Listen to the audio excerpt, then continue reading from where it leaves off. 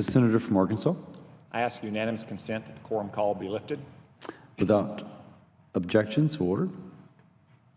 Fellow members, today I recognize a distinguished American hero, Lieutenant Colonel Robert L. Hite of Camden, Arkansas, who died last month at the age of 95.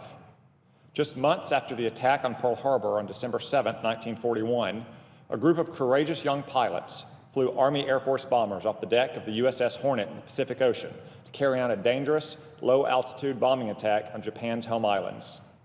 The Doolittle raid provided an enormous morale boost for Americans with a crushing blow to the imperial regime in Tokyo.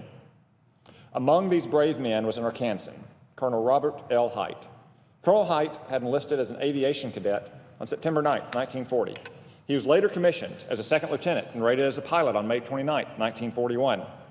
Almost bumped from the mission because of space limitation, Colonel Hite was assigned as a co-pilot ultimately to the B-25 Bat Out of Hell. He rejected his fellow airmen's attempts to buy his spot on the plane and launched his mission on April 18, 1942. Colonel Hite's aircraft successfully carried out a low-level bombing run on an aircraft factory and a fuel depot in Nagoya, Japan. But inclement weather forced the crew to bail out over Japanese-controlled territory as their plane ran low on fuel. Colonel Hite landed in a Japanese rice paddy, where he was captured and sentenced to execution. Colonel Hite served 40 months in a Japanese prison, 38 of them in solitary confinement, where he was tortured and endured brutal conditions. Following VJ Day, Colonel Hite was freed on August 20th, 1945. He returned home and married his first wife, Portia, 1 year later.